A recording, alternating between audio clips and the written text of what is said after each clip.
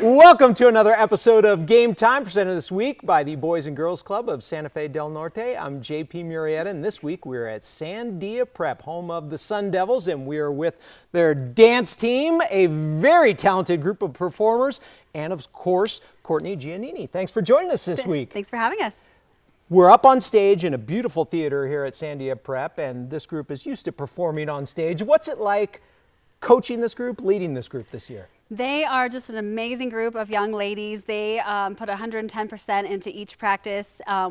They just are hardworking, and they're super excited to put out the routines that we've put together, and I think we're going to be really successful. You mentioned practice. Give everyone an idea of how much practice goes into being a successful program like Sandia Prep's been over the years. Yeah, absolutely. So our program is a little bit different than maybe other schools do their dance programs. So we do not start in the summer. We start with our tryouts in August. And then we put together our choreography in the fall, and we practice 3 days a week. So what's unique about prep is that we encourage students to try a variety of things. So these girls are not only dedicated to being on the varsity team, but they are also involved in other varsity sports. Like we've had girls who would do varsity volleyball. They are in the high school musicals, the outdoor leadership program. So they get to try a variety of things. So, but when they're at practice, they are giving 110%, very focused. And for this year's performance, is there a theme? Is there a motto? Is there something that you kind of get the team going with this year? So our palm routine this year the theme is like rain and thunder. Weather is kind of our theme. So we're trying something different. Last year it was fire, so we kind of like to have, the elements, I guess, right? Exactly, yeah.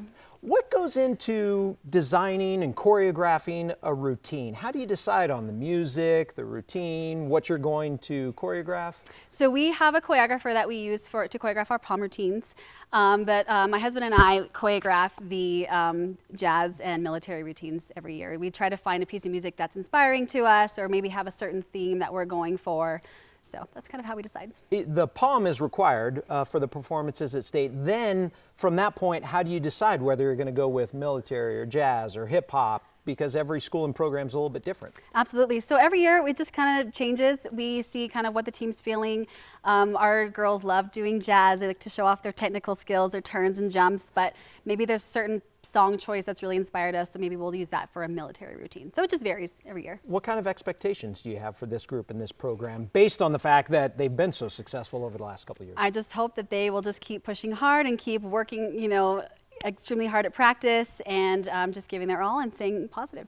What's that rivalry like between this program and St. Michael's? Since 2019, either you finished first, they've been second, they've finished first, you've been second. What's that rivalry like between dance competitions and programs? Yeah, absolutely. So we've been, runners up and like the top 3 for a while, and we did win the state title in 2022, which is an amazing feeling.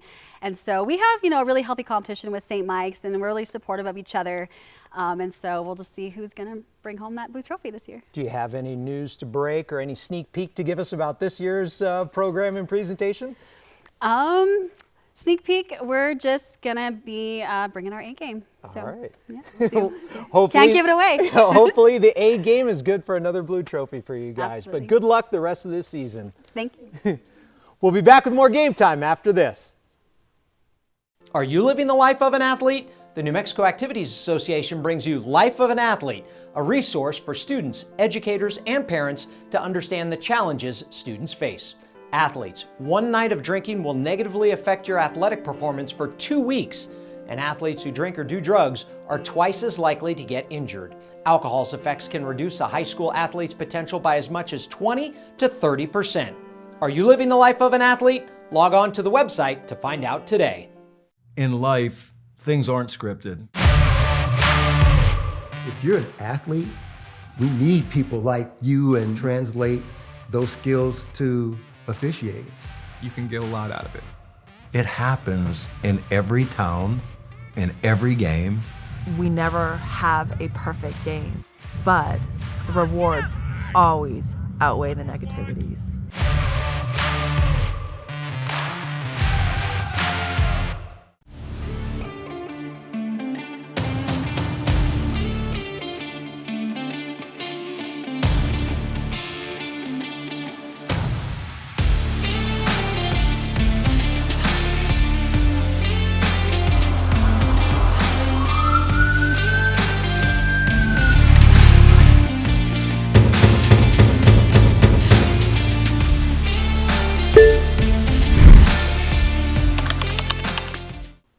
Hi, I'm Adeline Thompson from Sandia Prep. Welcome back to Game Time. Welcome back to Game Time, presented this week by the Boys and Girls Club of Santa Fe del Norte. Ryan Aragon took over the West Las Vegas boys basketball team this season. He says he's trying to change the culture. Compete, don't complain. That's one of his slogans. So far, they've racked up double digits in wins, and they're hanging around the top 5 in the polls. Here's a conversation I recently had with the West Las Vegas head coach. Oh, it's been a great season. You know, we're just started from the summer. We're just trying to change a culture of, compete, don't complain. That's the main thing. I've seen the kids, they get into with the refs a lot, right? They're worried about stuff that's out of our control, and like, guys, just compete, don't complain about it. And they're really starting to buy in with it. Empty the tank, playing hard. You see, like on my shirt, leave it all on the court, right? That's what we're trying to get these guys to do. And just showing them like this is introduction to life, basically, right? Life's not going to be fair. You're going to have different scenarios where you just got to get through it and do your best and produce. What goes into changing the culture, and how much of a challenge is that? It was a big challenge. And in the summer we had, guys foul, this, that, all this stuff. And it's like, guys, don't do it anymore. But the main thing is I think they're following my lead. Is I'm not on the refs. I respect the refs and what they do. I've had to ref summer games, and even though they're not actual games, they go through a lot. It's a high pressure situation. Like I tell them, if without the refs, they can't play the game. And what you're doing is working. You started off strong, winning your first 9 games. Was that a surprise to you at all? No, it wasn't, because during the summer we saw what we had, and we saw we have a good, strong group of 5, and then our guys on the bench, they're just as good in practice, if not sometimes better than our first 5. And so they're competing with them. So I know we have 10 guys solid that could play. And we also have another addition, kid comes off the bench to our 11th man. And he's been phenomenal too, just, practice, good attitude, and just keeping us going. So I knew during the summer we're going to be great. We're going to have a good season. And as long as the boys bought in, that's going to be the thing. Buy in, can you empty the tank? Play hard for us, compete, don't complain, and just go out there and have fun. And that's what they've been doing. Who's leading the way for you at this point? I have a solid point guard. Lucas Archuleta is really running it for us, and he's starting us on the break. Our 2 guys inside, PJ Montano and Jonathan Gonzalez, are 2 big boys inside that bang, and they like to rebound, and they're very physical. And then my 2 outside guards, Marcus Senna and Deshaun Kenzie, could really attack and shoot. And then coming off the bench, I have the younger Kenzie brother, Devon, who he's posting almost a double-double a game off the bench. And, he's a huge spark off the bench. And my other boys coming in, they're doing their job and playing their role and doing a good job at it. And, I have confidence to put them in and be able to keep us afloat while our guys get some time off and get some rest. What's it like for West Las Vegas this year to be back in the discussion of teams to beat this year, getting a lot of votes in the polls? Oh, it's very exciting. It's very exciting. Like I said, I've been around the program for 11 years now. So I was there when we played the back-to-back state championship games. Those kids are actually the ones I started with at 7th grade when I first got my first gig as coaching. So it's very exciting to see we're there again. We're right there at the top again. And we're actually going to be there for years to come. My JVC team, I think as a program combined, we've only lost 4 games total. Our middle school feeder program is doing awesome as well too. So we're seeing it coming up. I also have an elementary program that I was doing in the summer, getting these guys playing different tournaments and teaching them the game of basketball. And we've been winning all throughout, from 12th grade all the way down to 4th grade. So it's been fun, and getting these guys growing with it. And, it's just very, very exciting right now. Fans are getting excited. We're packing the gym again. So it's been awesome. What's it going to take that next step and beat the Robertsons and the St. Michaels and those teams in your district that have reached the final and gone deep into the postseason? I think it's all right here. It's all the mentality, right? We have the athletes. We're just as good, if not better in my eyes. We run a solid system. It's just all the mentality. Do we believe in ourselves? Do we believe in our coaching staff? Do we believe in each other? And that's what it's all about, just playing team ball and having that belief, right? And like I said, once we get one of these good wins, I think we're going to take off, and it's going to be hard to stop us. But right now it's just mentality, and I think we have it. We ran into Robertson and Stu Clark, didn't go our way. Unfortunately,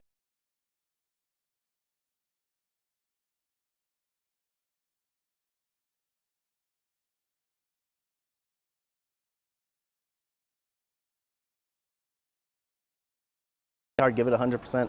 The Dons last played in the final in 2015 and 2016.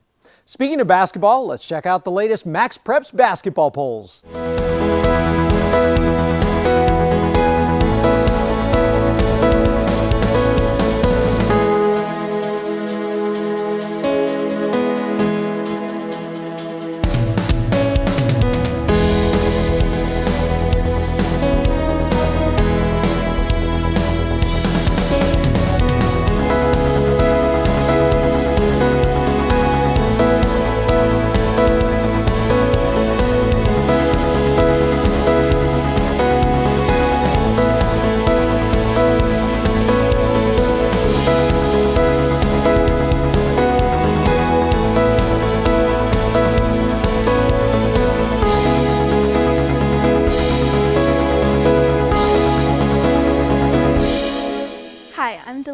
From Sandia Prep, and we'll be back with more game time after this.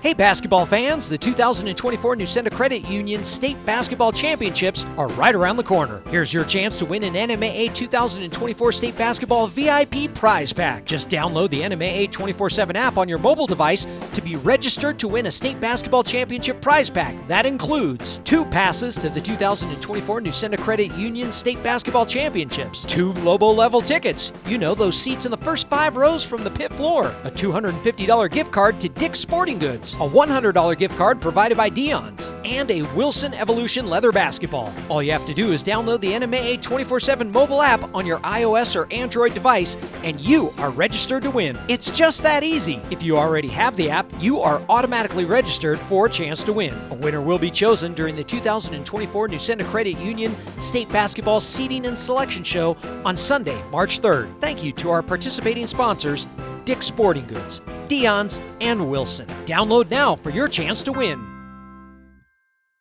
Are you an enthusiastic sports fan? Want to have fun and get in on the action? Heck yes, that'd be awesome. Have great attention to detail. Want to stay active? Definitely. Want to give back to the student athletes in your community? Obviously, yes. Then you'd make an excellent high school sports official. We need more officials across the country, because with no high school officials, there are no high school sports. Sign up today at highschoolofficials.com. Welcome back to Game Time, presented this week by the Boys and Girls Club of Santa Fe del Norte. The state wrestling championships are still a few weeks away, but there is one girl on the mat who is yet to be beaten. Here's a conversation with Sandia's Jaden Meadows. I've been wrestling since I was about 4 and ever since then. Mainly it was because of my brother, and then just seeing like everyone getting rolling around and just like being able to like express themselves through wrestling. That's like what drew me to it. In moments I can be aggressive, but most of the time I'm like patient, and because I'm more of a defensive wrestler, so I go off of what they do. My main goal is to win state 2 years in a row, and I feel like on the road that I am right now, I could win state. I feel like I'm wrestling really good to be an undefeated wrestler. Competition's getting harder this year, so I feel like I'm doing good.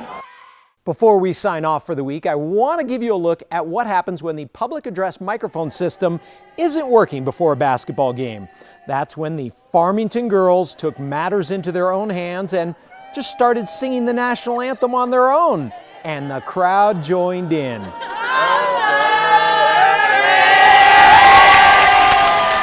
Adapt and adjust, right? That's how you do it. Way to go, ladies. That's going to do it for another episode of Game Time, presented this week by the Boys and Girls Club of Santa Fe del Norte. Thanks for watching this week. Make sure you tune in next week, because you never know where we're going to be or who we're going to talk to, but you do know the place to find the most high school highlights. It's right here. We'll see you next time on Game Time.